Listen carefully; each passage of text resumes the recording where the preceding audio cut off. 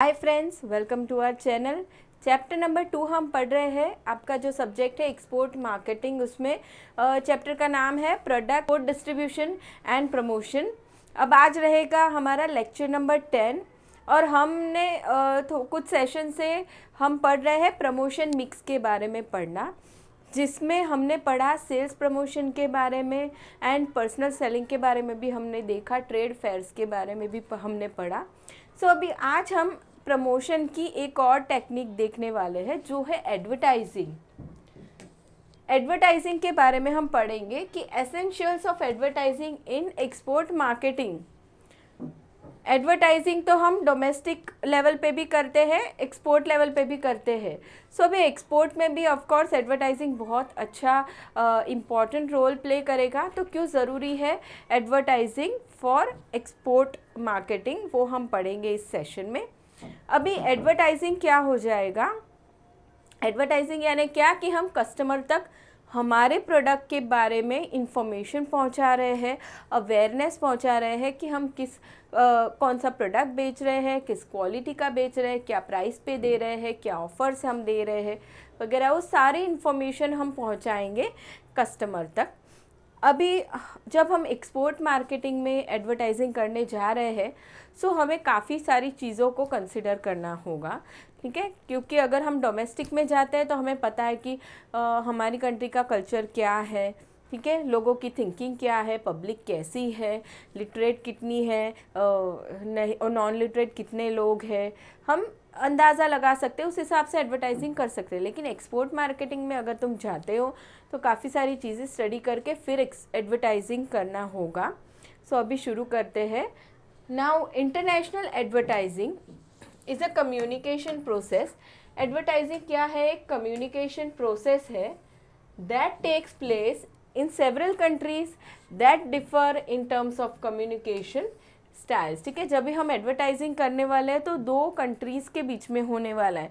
जैसे हम हमारे इंडियन प्रोडक्ट्स की एडवर्टीज़मेंट जर्मनी में करने जा रहे हैं, सो वहाँ के लोगों की लैंग्वेज अलग है, लाइफस्टाइल अलग है, सारी चीज़ें अलग है। दो कंट्रीज़ के बीच में कम्युनिकेशन प्रोसेस हो रहा है, ठीक है।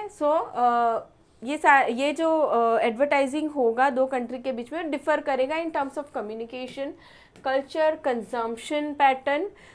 The advertisers in export markets must consider the following guidelines or essential to make advertising effective। जब भी कोई बिजनेसमैन एडवर्टाइजिंग करने जा रहा है ओवरसीज मार्केट में, उसने ये सारे पॉइंट्स कंसीडर करने होंगे। कौन कौन से हैं? सबसे पहला आता है टारगेट ऑडियंस। तुम जहाँ पे भी एडवर्टाइजिंग करने जा रहे हो वहाँ की टारगेट ऑडियंस कैसी है, कैसे कस्टमर्स है वहाँ पे, ठीक है, वो हम सबसे पहले देखेंगे। जैसे कि फॉर एग्जांपल हम ऐसा कहें कि हम ज्वेलरी एक्सपोर्ट करने के बिज़नेस में है, हम देखेंगे कि हम जिस कंट्री में एक्सपोर्ट कर रहे हैं वहाँ पे किस तरह की ज्वेलरी पहनी जा रही है, ठीक है, लोग वहाँ का कल्चर कैसा है, लोग क्या सोचते हैं, ठीक है, वो सारी चीज़ें हम देखेंगे। हमारी टारगेट ऑडियंस कैसी है, ठीक है, वहाँ पे लोग लिटरेट है नहीं है, पुअर है, रिच है, वो भी हम देखेंगे ताकि उस तरीके से हम एडवर्टीजमेंट कर सकें। The advertiser must consider nature of target audience in different export market and accordingly draft the advertisement. वैसे ही हम देखेंगे कि ओल्ड एज कितने हैं, यंग कितने हैं, ठीक है, वो भी हम देखेंगे ताकि अगर हमारा प्रोडक्ट यंग जनरेशन से बिलोंग करता है फिर उस अकॉर्डिंगली हम ऐड बना सकें। Now the advertiser must consider various factors relating to target audience such as demographic, geographic, psychographic, sociographic and behavioural. तो नाउ अभी एडवर्टाइजर क्या देखेगा कि जहाँ पे भी वो एडवर्टीजमेंट करने जा रहा है, फॉर एग्जांपल जर्मनी है या जापान है, अभी वहाँ के डेमोग्राफिक यानी कि स्टैटिस्टिकल डेटा वो देखेगा कि वहाँ पे पॉपुलेशन कितनी है, ठीक है, मेल कितने हैं, फीमेल्स कितनी है, बच्चे कितने हैं, एजुकेशन कैसा है, वो सारी चीज़ें स्टडी की जाएगी। डेमोग्राफिक, देन जोग्राफिक, ठीक है, कितना एरिया है, कितना मार्केट कवर हो रहा है, उसके बाद आता है साइकोग्राफिक, लोगों का एटीट्यूड कैसा है। अगर डेवलप कंट्री है सो लोगों का एटीट्यूड कैसा होगा कि हमें क्वालिटी प्रोडक्ट चाहिए, भले पैसे कितने ही जाएं, ठीक है। अगर डेवलपिंग कंट्री है, लोगों के पास ज़्यादा पैसे नहीं है, सो वो लोग सोचेंगे कि यार हमें कम पैसों में प्रोडक्ट मिले तो अच्छी बात है। सो वो देखा जाएगा। सोशियोग्राफिक सिचुएशन देखी जाएगी, बिहेवियरल से सारी चीज़ें कंसिडर करनी है एडवर्टाइज़र ने। Now for instance, in certain countries such as developed countries of Western Europe and North America, USA and Canada, the customers are fully aware of the uses and benefits of using certain products.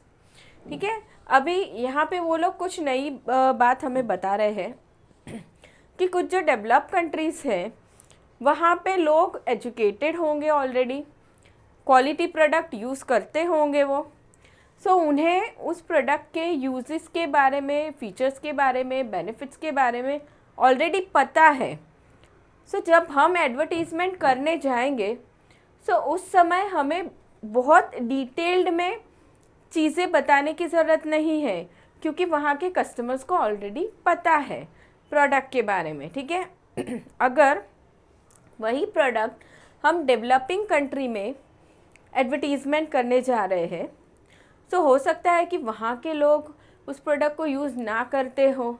सो उस समय हमें उस product के बारे में अच्छे से information देना ज़रूरी है, डिटेल में हम बताएंगे।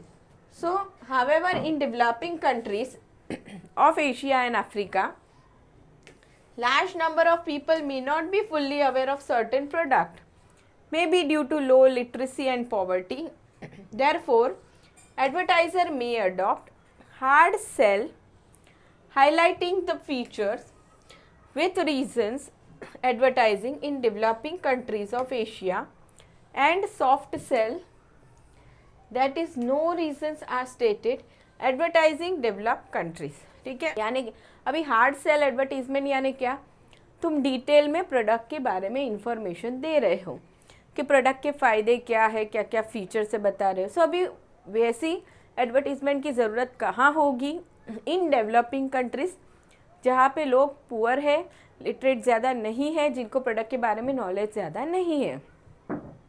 एंड डेवलप कंट्रीज़ में क्या होगा, लोगों को ऑलरेडी पता है प्रोडक्ट के बारे में, वो लिटरेट है, वो सर्च करते हैं काफ़ी सारी चीज़ें, वहाँ पे हम हार्ड सेल में नहीं जाएंगे, सॉफ्ट सेल एडवर्टीज़मेंट वहाँ पे हम करेंगे, ठीक है।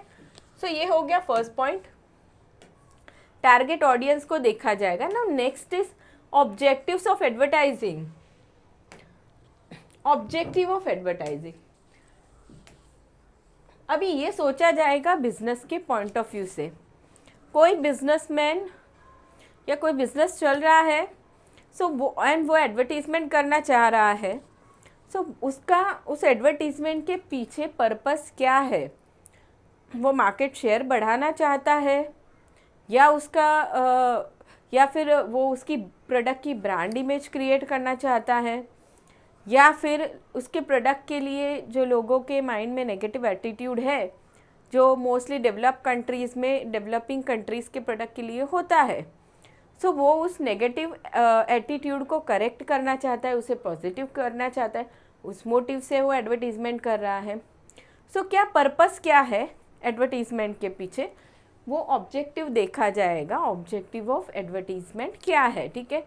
जैसे हम कहें महिंद्रा कंपनीज़ की जो कार्स है वो उसकी स्ट्रॉन्गनेस के लिए फेमस है, सो वो उसकी एडवर्टीज़मेंट में उस चीज़ को दिखा सकता है कि हाँ हमारी कार्स कितनी स्ट्रॉन्ग है, ठीक है।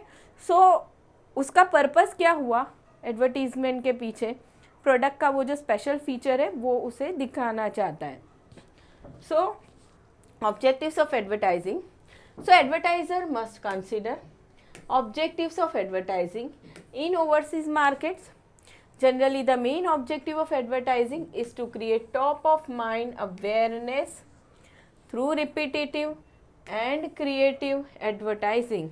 Also, there is need to develop positive attitude towards the product. ठीक है, हमेशा ही बिजनेसेस क्या करेंगे, एडवर्टाइजिंग के थ्रू उनके प्रोडक्ट के लिए पॉजिटिव एटीट्यूड लाना चाहेंगे कस्टमर के दिमाग में, and top of mind awareness लाएंगे। टॉप ऑफ माइंड अवेयरनेस यानी कि क्या, कि कस्टमर जब भी प्रोडक्ट लेने के बारे में सोचेगा उसके दिमाग में हमारा प्रोडक्ट सबसे पहले आना चाहिए कंपेयर टू कॉम्पिटिटर्स प्रोडक्ट। ठीक है, हम कोई भी बिजनेस, लेट्स कार का बिजनेस है या फिर ज्वेलरी है या टी है या कॉफ़ी है या कोई भी है, हम उस तरीके से एडवर्टीज़मेंट करेंगे कि वो प्रोडक्ट जब ख़रीदना चाहे कस्टमर, सो उसके दिमाग में हमारा ही प्रोडक्ट का नाम है। सो उसे हम क्या कहेंगे, टॉप ऑफ माइंड अवेयरनेस हमने क्रिएट की है कस्टमर के लिए। ठीक है, सो अभी जैसे अभी ज़ेप्टो का नया देखने मिलता है कि शादी का सीज़न है या समथिंग कुछ ऐसा। सो अभी वो क्या कर रहा है, शादी से रिलेटेड जो प्रोडक्ट्स है उसे भी उसने सेल करना स्टार्ट किया है। ठीक है, सो अभी उससे क्या हो रहा है कि वो उस मार्केट को भी कवर करने जा रहा है। सो इतना अच्छे से वो लोग एडवर्टीज़मेंट करेंगे ना कि कस्टमर को कोई चीज़ बहुत जल्दी चाहिए, अर्जेंटली, सो उसके दिमाग में तुरंत ज़ेप्टो आएगा, राइट। सो उसे कहेंगे top of mind awareness. Now apart from the objectives of awareness and attitude, there are several other objectives such as creating brand image, developing brand loyalty, education of customers, etc. ठीक है, ये सारे ही objectives भी हो सकते हैं। For instance, there is a negative attitude towards Indian product in some of the European market as well as Indian brand have a low image. Therefore, Indian exporters must make effort to change the negative perception of the overseas buyer towards Indian goods. ठीक है, mostly develop countries में ऐसा होता है कि हमारे products के लिए नेगेटिव इमेज होती है, नेगेटिव एटीट्यूड होता है। सो उसे हम करेक्ट करेंगे थ्रू एडवर्टाइजिंग। सो ये बात हो गई ऑब्जेक्टिव ऑफ एडवर्टाइजिंग की। Now next one is media of advertising. Media of advertising, तो किस तरीके से एडवर्टीजमेंट कर रहे हो, ठीक है, कौन सा मीडिया यूज़ कर रहे हो, टीवी से जा रहे हो, इंटरनेट से कर रहे हो, किस तरीके से कर रहे हो। ठीक, अभी हमने ये जो ज़ेप्टो वाला ही एग्जांपल लिया। सो वो लोग क्या करेंगे, टीवी के थ्रू भी ऐड कर सकते हैं। साथ ही वो लोग क्या करते हैं कि उनके प्रोडक्ट जहाँ पे डिलीवर हो रहे हैं वहाँ पे कुछ ब्रोशर्स वगैरह दे सकते हैं। ठीक है, सो अभी उससे क्या हो रहा है, पेपर के थ्रू भी तुम एडवर्टाइजमेंट कर रहे हो, फिजिकल सोर्स से भी, टीवी से भी कर रहे हो, इंटरनेट से भी कर रहे हो। सो वो लोग अलग अलग सोर्सेस यूज़ कर रहे हैं। So in some countries there are restrictions on advertising on certain media. अभी ये जब भी हम एडवर्टाइजिंग की बात करेंगे, सो यहाँ पे हम ओवरसीज़ मार्केट में एडवर्टीज़मेंट की बात करें। ठीक है, बहुत सारी अलग अलग कंट्रीज़ होंगी, अलग अलग कंट्रीज़ के रूल्स होंगे, कोड ऑफ कंडक्ट होंगे। ठीक है, सो अभी उस रूल्स के हिसाब से कुछ कंट्रीज़ में कुछ चीज़ें अलाउ होंगी, कुछ चीज़ें अलाउ नहीं भी होंगी। सो अभी यहाँ पे वो लोग क्या बोल रहे हैं कि रिस्ट्रिक्शन है कुछ कंट्रीज़ में on certain media. For instance, there are certain restriction on TV advertising in Germany, France and other countries. In some countries there are restriction in terms of number of ads per hour और timing of advertising. देखिए, per hour तुम कितनी add कर सकते हो, दिखा सकते हो टीवी पे, उस पर भी रिस्ट्रिक्शन है। एंड टाइमिंग ऑफ एडवर्टाइजिंग, उस पर भी रिस्ट्रिक्शन है। For instance, in some countries there are restriction such as after 8 PM TV ads are not allowed. ठीक है, 8 बजे के बाद एड्स नहीं दिखेंगे। Also certain channels such as BBC do not allow TV commercials as it is funded by license fee। तो ये सारे क्या हो गए, ये जो रूल्स है वो हमारी एडवर्टीज़मेंट को कहीं ना कहीं थोड़ा रिस्ट्रिक्ट कर देंगे। अभी यहाँ पे 8 PM के बाद टीवी पे ऐड नहीं दिखेगा तो क्या होगा, जो वर्किंग पीपल है तो वो आफ्टर 8 PM जो लोग टीवी देख रहे हैं, सो उन तक हम थ्रू टीवी नहीं पहुँच पाएंगे। ठीक है, सो वहाँ पे रिस्ट्रिक्शन आ गया हमारे लिए। Now therefore the advertiser must find out restriction on media for advertising and accordingly plan the advertising campaign. So businesses क्या करेंगे, एडवर्टीज़मेंट करने से पहले अच्छे से इंफॉर्मेशन ले लेंगे कि जिस भी कंट्री में हम एडवर्टीज़मेंट करने जा रहे हैं वहाँ के रूल्स एंड रेगुलेशंस क्या है, उसके बाद ही एडवर्टीज़मेंट शुरू करना है। अभी और एक एग्जांपल वो लोग दे रहे हैं, for instance in certain countries such as developed countries of Western Europe and North America, that is US and Canada, the customers are fully aware of uses and benefits of using certain products. However, in developing countries of Asia, larger number of people may not be fully aware of certain products, maybe due to low literacy and poverty. Therefore, advertiser may adopt hard sell advertising, highlighting features with reason, advertising in developing countries of Asia, and soft sell, no reason are stated, advertising in developed countries. ठीक है, सो इस तरीके से advertisement plan किया जाएगा। Now next one is language of advertising. Language of advertising भी देखना होगा। अभी हम कहें हम हमारी कंट्री में डोमेस्टिक लेवल पे एडवर्टीज़मेंट कर रहे हैं, सो हम क्या करेंगे, मोस्टली हिंदी में ही ऐड होगा, ठीक है, ताकि ऑल ओवर कंट्री में वो ऐड सारे ही लोग देख सके, समझ सके। अभी जब भी हम ओवरसीज़ मार्केट में जा रहे हैं, सो हमें वहाँ की लैंग्वेज पे भी फोकस करना होगा कि वहाँ के लोग को वहाँ की लैंग्वेज क्या है, ठीक है। तो लैंग्वेज ऑफ एडवर्टीज़मेंट देखना होगा। एंड दूसरी बात, अगर मान लो हम इंग्लिश में ही एडवर्टीज़मेंट कर रहे हैं, तो अभी क्या होना है, जब भी एडवर्टीज़मेंट दिखेगा एंड उस समय जो उसका ट्रांसलेशन वहाँ पे दिखेगा, टीवी से मान लो एडवर्टीज़मेंट हो रहा है एंड वहीं पे उसका ट्रांसलेशन भी दिख रहा है। सो कभी कभी क्या होता है, वो जो ऑटो ट्रांसलेशन होता है वो तो वर्ड टू वर्ड ट्रांसलेट करके ही बताएगा, लेकिन कभी कभार क्या होता है, जब भी ओवरऑल सेंटेंस का तुम मीनिंग देखने जाओ, सो वो मीनिंग गलत हो जाता है या उस कंट्री के कल्चर के हिसाब से अगेंस्ट हो जाएगा। ये सारी चीज़ें ध्यान में रखनी होगी बिजनेसिस ने जब भी वो एडवर्टाइजिंग डिज़ाइन कर रहे हैं। So the translation from one language to another language is crucial in international advertising. Translation में बहुत ही केयरफुल रहना होगा। The literal translation may fail to convey the desired message across the countries due to cultural factors।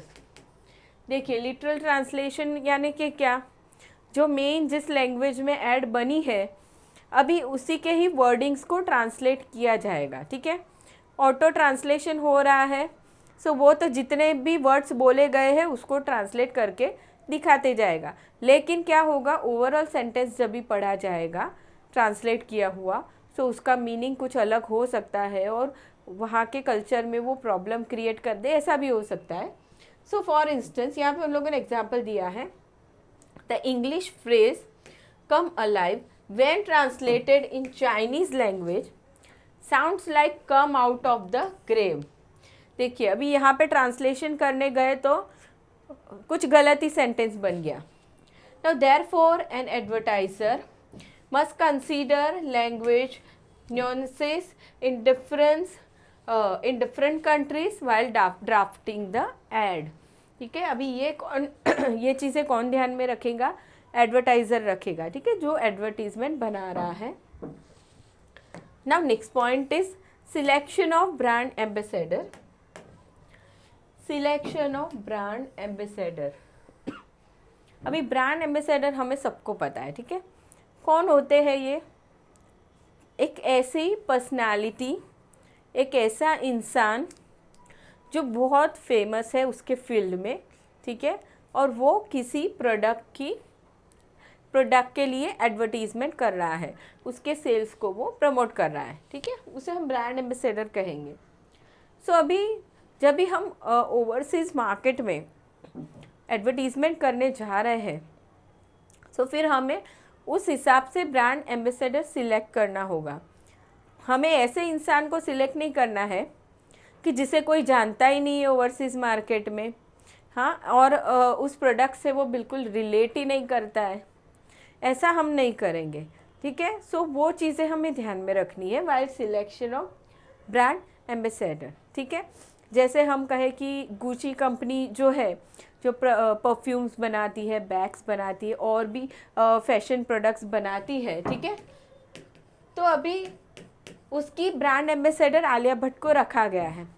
सो अभी आलिया भट्ट जो है वो fashion field से रिलेट करती है, ठीक है। सो उसे रखा गया है, सो बराबर है, सही सिलेक्शन है। सो उस हिसाब से कंपनीज ने सिलेक्शन करना होगा इन एडवर्टाइजिंग ब्रांड एम्बेसडर का। तो if the export firm wants to select a brand ambassador to promote the products in overseas market, it must see to it that the chosen ambassador fits in the global market, ठीक है। जिस भी इंसान को select किया गया है वो ओवरसीज मार्केट में फिट होना चाहिए, वो फेमस होना चाहिए, उसको सब लोग पहचानते होने चाहिए। ऑल्सो द कैरेक्टर और personality of the ambassador must match with the character और पर्सनैलिटी ऑफ द ब्रांड, ठीक है। ऐसे नहीं होना चाहिए प्रोडक्ट कुछ अलग है और जो ब्रांड एम्बेसडर किया सिलेक्ट किया है वो कुछ अलग है, दोनों कुछ रिलेट ही नहीं करते, ठीक है। अभी आलिया भट्ट को हमने कोई मेडिकल प्रोडक्ट के लिए दिखा दिया है, किसी मेडिसिन्स के लिए, सो अभी वो रिलेट नहीं करता ना, वो फैशन प्रोडक्ट के लिए वो रिलेट करता है, आलिया भट्ट वहाँ से रिलेट करती है। सो उसी हिसाब से ब्रांड एम्बेसडर सिलेक्ट करना होगा। So for instance, it is not advisable for an Indian export firm to select Indian cricket star as brand ambassador in European, North American and Latin American markets because cricket is not a truly world sport as only a few countries play cricket. कुछ ही countries cricket play करती है ना, तो वहाँ के cricket player को हम जहाँ पे क्रिकेट खेला ही नहीं जाता उन कंट्री में हम ऐड में लेके कुछ कर नहीं सकते। इंस्टेड इंटरनेशनल फुटबॉल स्टार्स और टेनिस स्टार्स में be considered as this sports are truly global in nature. Export firm may select an ambassador specific to a particular country or region where the export firm wants to promote its product, ठीक है। So brand ambassador select करते समय भी businesses ने ध्यान रखना है। Now next point is selection of ad agency. जब भी हम ऐड करना चाहते हैं, कोई बिजनेस ऐड करना चाहेगा, सो उसको एड एजेंसी के पास जाना पड़ेगा, ठीक है। अभी ये एड एजेंसी क्या करने वाली है, हम उसको बोलेंगे कि हमें कौन से प्रोडक्ट के लिए ऐड करना है, ठीक है, कौन से प्रोडक्ट के लिए हम एडवर्टीज़मेंट करना चाहते हैं एंड उसके फीचर्स क्या है, हमें किस तरीके का एडवर्टीज़मेंट चाहिए, सो सारी चीज़ें हम बताएंगे। उसके बेस पे वो एजेंसी हमारे लिए ऐड क्रिएट करेगी, हम कौन से मीडियम से ऐड करना चाहते हैं उस मीडियम के थ्रू वो ऐड दिखाएगी, ठीक है। सारा काम करेगी ऐड एजेंसी हमारे लिए। सो अभी सिलेक्शन ऑफ एड एजेंसी, अभी ऐसी एड एजेंसी तो बहुत सारी होंगी। सो जब आप ओवरसीज़ मार्केट में एडवर्टीज़मेंट करने जा रहे हैं, सो उस समय एड एजेंसी सिलेक्ट जब हम करेंगे, सो हमें कुछ चीज़ें ध्यान में रखनी होगी कि हमारा कितना बजट है वो हम देखेंगे। बहुत ऐसी एड एजेंसी के पास हम नहीं जाएंगे जहाँ पे हमारे चार्जेस कुछ ज़्यादा लग जाए, ठीक है। साथ ही हम ध्यान रखेंगे कि ऐसी एड एजेंसी ना हो जहाँ पे हमारा कॉम्पिटिटर भी जा रहा है, क्योंकि उस केस में क्या हो जाएगा, इन्फॉर्मेशन हमारी कॉम्पिटिटर के पास पहुँच सकती है, ठीक है, क्योंकि हम एड एजेंसी को हमारा डेटा देंगे, इन्फॉर्मेशन देंगे फॉर मेकिंग एडवर्टीज़मेंट। सो वो हमें ध्यान में रखना होगा। उस एड एजेंसी की कितनी रेपुटेशन है, वो कितना अच्छे से काम करती है, ये सारी चीज़ें हम कंसिडर करेंगे while selecting ad agency. So export firm must select the right ad agency considering various factors such as reputation of ad agency. Reputation कैसी है एड एजेंसी की, अच्छे से परफॉर्म करती आ रही है एड एजेंसी उसका काम, सो मार्केट में रेपुटेशन अच्छी होगी। साइज़ ऑफ एड एजेंसी, बहुत बड़ी एड एजेंसी है, छोटी है, ठीक है, हमारा खुद का बिजनेस अगर छोटा है तो हम बहुत बड़ी एड एजेंसी के पास नहीं जाएंगे, क्योंकि हम उसको अफोर्ड ही नहीं कर पाएंगे। तो साइज़ ऑफ एड एजेंसी देखना है। और बहुत बड़ा बिजनेस है, बहुत ज़्यादा लेवल पे एक्सपोर्ट कर रहा है, तो वो बहुत छोटी एड एजेंसी के पास नहीं जाएगा, ठीक है, क्योंकि उसको लार्ज लेवल पे करना है ऐड उसका। Next is type of ad agency, client of the ad agency, avoid competitors ad agency, international connection of ad agency, international अलग अलग कंट्रीज़ में उसके कनेक्शंस कितने हैं, और हम जिस कंट्री में करना चाहते हैं एडवर्टीजमेंट तो वहाँ पे भी उसके कनेक्शन कितने हैं वो हम देखेंगे। Fees and other charges of the ad agency, ये भी हम देखेंगे ना कि हमारे बजट में है कि नहीं है ad agency. So it is to be noted that a large export firm which is exporting several countries may select one global ad agency and adopt one global ad campaign worldwide such as McDonald's. I am loving it, ठीक है।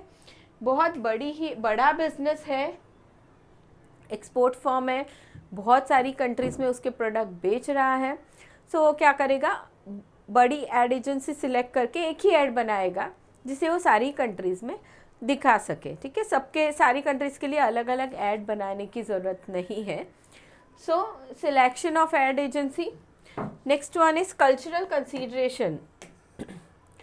Cultural consideration को भी काफ़ी importance देना होगा जब भी export firm advertisement बनाने जा रही है, क्योंकि अलग अलग देशों में कल्चर डिफरेंट होते हैं, ठीक है। डेवलपिंग कंट्रीज़ में अलग होगा, डेवलप कंट्रीज़ में अलग होगा। हम ऐसा कहें कि हमारी इंडिया में जो कल्चर चलता है, सो अभी जापान की हम बात करें तो वहाँ का कल्चर तो डिफरेंट हो जाएगा, ठीक है। यहाँ के लोग जैसे कपड़े पहनते हैं, जैसा एटीट्यूड है लोगों का, लिटरेसी रेशियो है, वैसा वहाँ पे नहीं होगा, ठीक है। और बाकी सारी कल्चरल चीज़ें होगी वो भी देखनी होगी। अभी हम कहें हमारे यहाँ जो ट्रेडिशंस फॉलो होते, जिस तरीके से हमारे यहाँ शादी होती है, फेस्टिवल्स मनाए जाते हैं, सो अदर कंट्रीज़ में वैसा नहीं होता है। सो वो सारी चीज़ों को ध्यान में रख के ऐड बनानी होगी। So the culture of country influences the marketing and advertising campaigns. Customers are quite sensitive about cultural aspects depicted in the advertisement. हम एडवर्टीज़मेंट में कौन सी कल्चरल चीज़ बताने जा रहे हैं वो लोगों को काफ़ी अफेक्ट करता है। हमने कुछ ऐसी चीज़ बता दी या दिखा दी जो वहाँ के कल्चर के अगेंस्ट जा रही है, सो फिर हमारी एडवर्टीज़मेंट पे वहाँ पे रिस्ट्रिक्शन लग सकते हैं। अभी advertising themes incorporating family life, respect for elders, harmony with nature, distinct lifestyle, innovation and novelty, use of celebrities, content of advertising must reflect the culture of a specific country or region. For instance, in Japan, intimate scenes between men and women are considered to be in bad taste and they are banned in Saudi Arabia. However, such scenes may be accepted in western Europe. देखिए अलग अलग countries में एक जगह पे restriction है, एक जगह पे नहीं है। Now the ministry of information in Saudi Arabia prohibits any advertisement depicting unveiled women. Most Arab countries prohibit explicit depiction of sensuality. देखिए ये काफ़ी सारी चीज़ें जब भी एडवर्टीजमेंट बनाई जाती है तो ध्यान में रखना होगा एड एजेंसी ने एंड एक्सपोर्ट फर्म ने। Next is education. एजुकेशन यानी क्या कि हम जिस जगह पे एडवर्टीजमेंट करने वाले हैं वहाँ के लोगों का लिटरेसी रेशियो क्या है, एजुकेटेड है या नहीं है, ठीक है। डेवलपिंग कंट्रीज होगी तो वहाँ के लोग एजुकेटेड होंगे ज़्यादा कंपेयर टू डेवलपिंग कंट्रीज़। तो डेवलप कंट्रीज़ के जो लोग हैं वो प्रोडक्ट के बारे में ऑलरेडी जानते होंगे या अच्छे से समझ सकते हैं, हम इंफॉर्मेशन बताएंगे तब। डेवलपिंग कंट्रीज़ के लोग प्रोडक्ट के बारे में नहीं जानते होंगे ज़्यादा या फिर हमारी इंफॉर्मेशन को वो आसानी से ना भी समझ पाए। सो एजुकेशन देखना होगा जहाँ पे हम एडवर्टीजमेंट करना चाहते हैं। So the level of literacy plays an important role in deciding the ad content and messages to be used in international market. Market segments with lower level of adults literacy need to be addressed by way of more audio visual contents rather than a written message. ठीक है, जहाँ के लोग ज़्यादा educated नहीं है, बहुत अच्छे से पढ़ नहीं पाते, समझ नहीं पाएंगे, तो उनके लिए क्या आइडिया है, मोर ऑडियो विजुअल कंटेंट को यूज़ करो ताकि वो देख के समझ सके ज़्यादा। It should be insured that the visuals convey the desired message rather than the text part of the advertisement.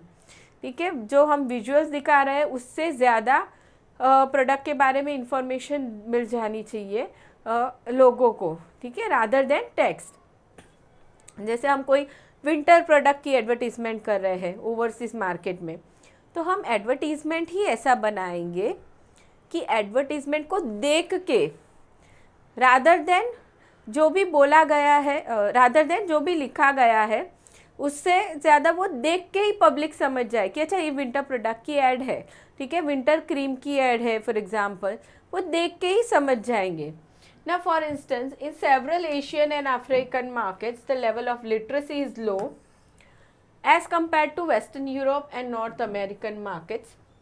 Therefore, soft sell advertising copy may not work well in Asian and African markets where there is low literacy. अभी soft sell के बारे में हमने पढ़ा। soft sell advertisement यानी क्या, जहाँ पे बहुत सारी information डिटेल में दे के हम बता रहे कस्टमर को।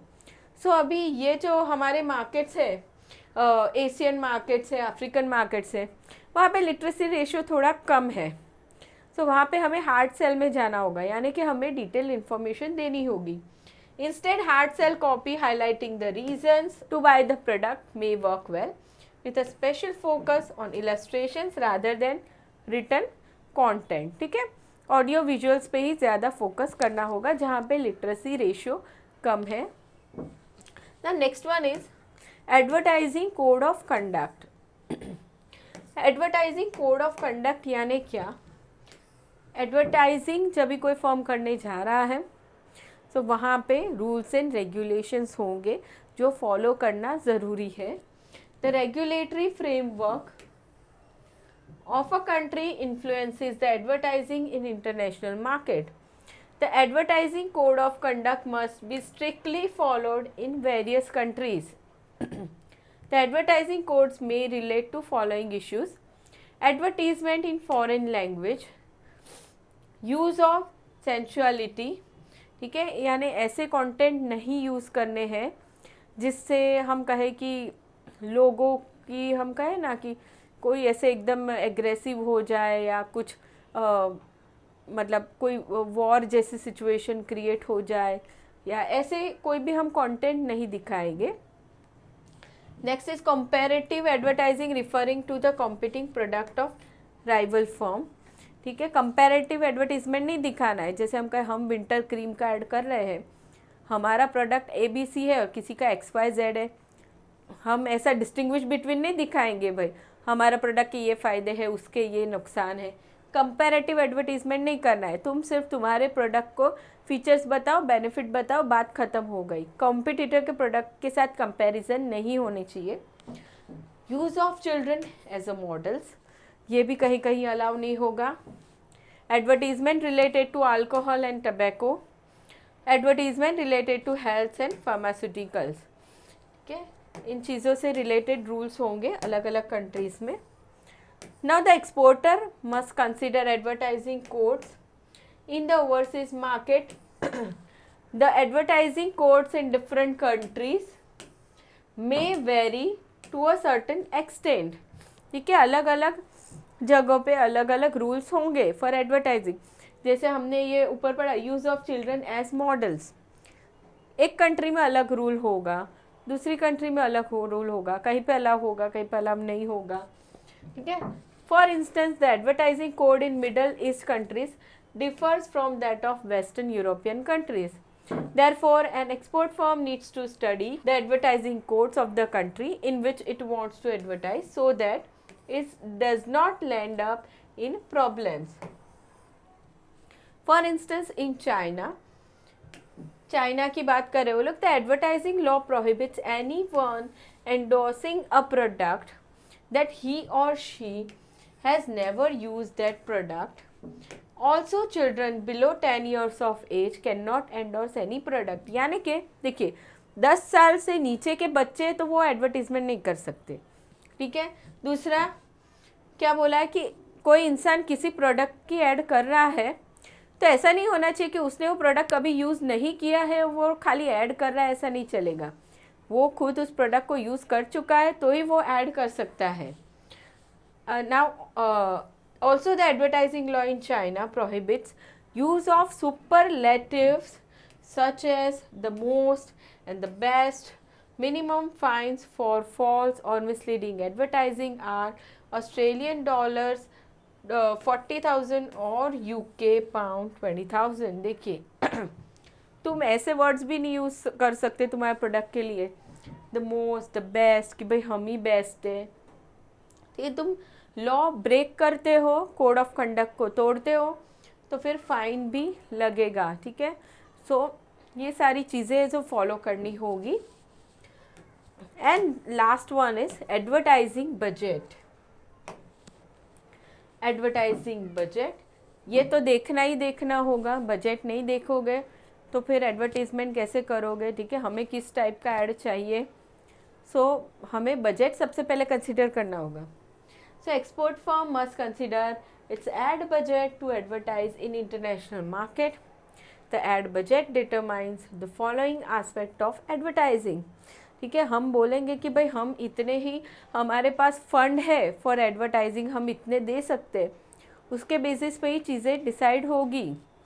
ठीक है. कि तुम कौन से मीडिया से एडवर्टाइजमेंट कर पाओगे, कौन सा ब्रांड एम्बेसडर यूज़ कर पाओगे. ठीक है. कितनी इन्फॉर्मेशन बता पाओगे, वो सारी चीज़ें डिसाइड होगी. So type of brand ambassador वो कौन सा सिलेक्ट होगा.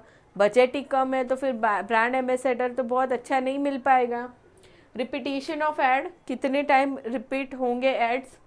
Selection of media type, duration of ad campaign, quality and content of advertising, selection of ad agency etcetera. For instance, if the ad budget is low, the exporter cannot think of using famous brand ambassador to endorse the brand. Instead, common people may be selected for advertising the product. ठीक है. अभी जैसे हमने आलिया भट्ट का ही example लिया था, कोई छोटी बिजनेस फर्म है, छोटा फर्म है. ठीक है. वो भी पर्सेस बना रहा है, वो भी परफ्यूम्स बना रहा है, लेकिन वो छोटा फर्म है, उसके पास ज़्यादा फंड नहीं है, तो वो तो आलिया भट्ट को नहीं अफोर्ड कर सकता उसके एडवर्टीज़मेंट में. ठीक है. तो उसने क्या करना होगा, कॉमन लोगों को ही लेना होगा फॉर एडवर्टीज़मेंट पर्पस. ठीक है. सो एडवर्टाइजिंग बजट ये भी बहुत इम्पॉर्टेंट पॉइंट है जो कंसिडर करना होगा in advertising in overseas market. ठीक है. तो आज हमने स्टूडेंट्स एडवर्टाइजिंग का टॉपिक ख़त्म कर दिया यहाँ पे, एंड इस चैप्टर का एक्सप्लेनेशन भी यहाँ पे ओवर हो गया है. अभी नेक्स्ट सेशन में हम मिलेंगे जहाँ पे हम करेंगे ऑब्जेक्टिव टाइप क्वेश्चंस. ठीक है. सो मिलते हैं वहाँ पे. वीडियो पसंद आया हो तो लाइक ज़रूर करना. Bye everyone.